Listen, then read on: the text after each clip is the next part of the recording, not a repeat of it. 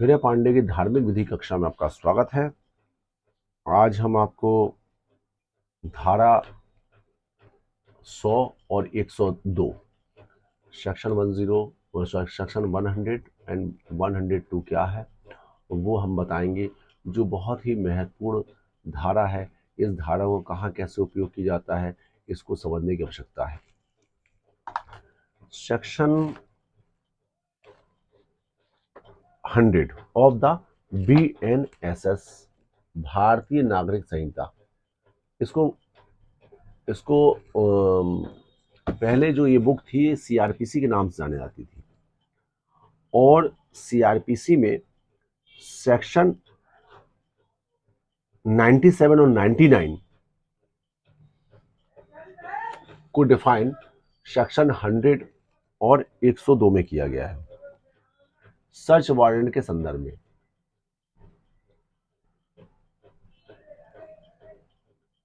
देखिए क्या बोलता हूं, यदि किसी जिला मजिस्ट्रेट मतलब कलेक्टर, उपखंड मजिस्ट्रेट या प्रथम वर्ग मजिस्ट्रेट मतलब जुडिशियल मजिस्ट्रेट फर्स्ट क्लास जो न्यायालय में बैठते हैं, कोई अब विश्वास करने के कारण ही कोई व्यक्ति ऐसी परिस्थितियों में विरुद्ध है जिसमें वह परिरोध अपराध की कोटि में आता है, तो वह तलाशी वारंट जारी कर सकता है, और वह व्यक्ति जिसको ऐसा वारंट निर्देशित किया जाता है ऐसे परिरुद्ध व्यक्ति के लिए तलाशी ले सकता है, और ऐसे तलाशी तदनुसार ही ली जाएगी, और यदि वह व्यक्ति मिल जाए तो उसे तुरंत मजिस्ट्रेट के समक्ष लाया जाएगा जो ऐसा आदेश करेगा जैसे उस मामले की परिस्थिति में उचित समझे।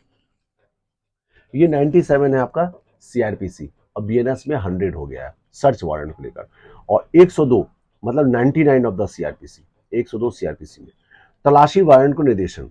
यदि धारा 32, धारा 72, धारा 74, धारा 76, धारा मतलब 79, 79, 80, 81 के उपबंध जहां तक हो सके उन सब तलाशी वारंटों को लागू होंगे जो धारा 96, धारा 97, धारा 98, धारा 100 के अधीन जारी की जाती है। 102 100 को भी कवर कर लेता है। एक्चुअल में इसकी एप्लीकेशन कहाँ लगनी चाहिए, कैसा होनी बता दें। आपको कभी इस बात का आभास हो जाए कि कोई फलाना व्यक्ति किसी के कब्जे में है, कोई जबरदस्ती इसको डिटेंशन करके रखा है, या मिल नहीं रहा है, गुम गया है, ऐसे कई चीजें आपके मन में आता है, और उस व्यक्ति की तलाश करना बहुत जरूरी है क्योंकि उसके मानव जीवन को संकट उत्पन्न हो सकता है। तब हम क्या करते हैं, सेक्शन 99 की एप्लीकेशन जो वर्तमान में BNSS 2023 में 102 के अंतर्गत जो है आता है।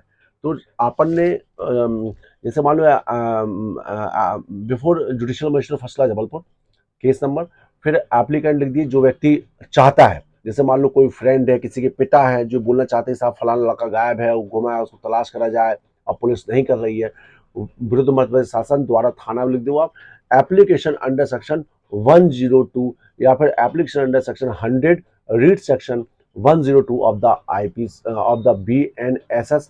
आवेदन पत्र अंतर्गत धारा 100 सपाटी धारा 102 भारतीय न्याय सुरक्षा संहिता के अंतर्गत आप एप्लीकेशन पेश करेंगे कि हमारे द्वारा ये फलाना लड़का जो है 2-3 दिन से गायब है, ये लड़की गायब है जो मिल नहीं रही है, और मुझे शक है कि ये लड़की फलाना कब्जे में है, ये लड़का फलाना कब्जे में है, अतः पुलिस को निर्देशित किया जाए और एक सर्च वारंट जारी किया जाए जिससे पुलिस उसको ढूंढ के लाके मजिस्ट्रेट समक्ष पेश करे। अब क्या हुआ, आपने एप्लीकेशन दिया, एप्लीकेशन देने के बाद उसकी एक कॉपी संबंधित थाने को रवाना हो जाएगी। थाना उस आवेदन लिखी हुई बात उस व्यक्ति के संदर्भ में तत्काल ढूंढना प्रयास करेगी। जनरली मजिस्ट्रेट 1 या 2 दिन की डेट देते हैं। अब ढूंढने के बाद पुलिस क्या करती है, यदि पुलिस को व्यक्ति बरामद हो जाता है तो पुलिस क्या करती है, उसको उठा के न्यायालय के समक्ष पेश कर देती है कि साहब आपने जिसकी बात किया ये हम लाके पेश कर दिया। अब इसके बाद यदि न्यायालय को उचित लगता है कि इसको किसी कार्रवाई में कहीं आवश्यकता नहीं है और पुलिस ढूंढ के ले आई है, तो वो व्यक्ति जिसके पास यदि अवयस्क है तो उसके गार्जियन माता पिता, मतलब यदि माइनर है तो उसके माता पिता जो गार्जियन उसको दे देंगे, और यदि मेजर है तो व्यक्ति जहां जाना चाहे वहां पे रवाना करने के लिए कोर्ट आदेश पारित कर देगी। अब वो लड़का यदि पुलिस को नहीं मिलता है या वो लड़की पुलिस को नहीं मिलती है तो क्या करेंगे, तब सर्च वारंट जारी होगा कि जहां कहीं भी इसको तलाश करके न्यायालय में पेश की जाए। अपने आप में ये छोटी सी हैबियस कॉर्पस है, बंदी प्रत्यक्षीकरण जो याचिका के जो कंटेंट्स हैं वो धारा जुडिशियल मजिस्ट्रेट को पावर दिए गए हैं, डिस्ट्रिक्ट मजिस्ट्रेट को पावर दिए गए हैं।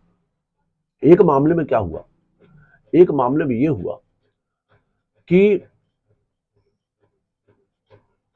एक महिला थी, उसने किसी पुरुष से शादी कर लिया।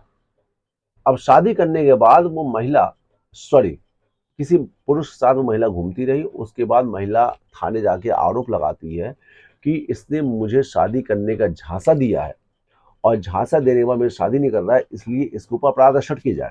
पुलिस ने उस मामले को जांच में रखा कि ये सच्चाई क्या है।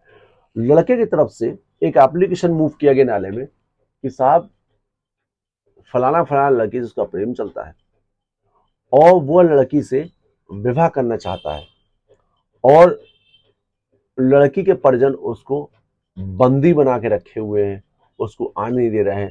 अतः उसको सर्च करके तत्काल न्यायालय में पेश किया जाए, या फिर वो लड़का बोले वो मेरी पत्नी है, उसको सर्च करके तत्काल उसको पेश किया जाए। तब न्यायालय संबंधित थाने से रिपोर्ट कॉल करता है कि उस लड़की को पेश किया। तो वो उस लड़की को न्यायालय में पेश किया गया। लड़की पेश की, जो लड़का ने तो वहां बोल दिया कि साहब वो तो शादी करना चाहता है, वो विवाह करना चाहता है।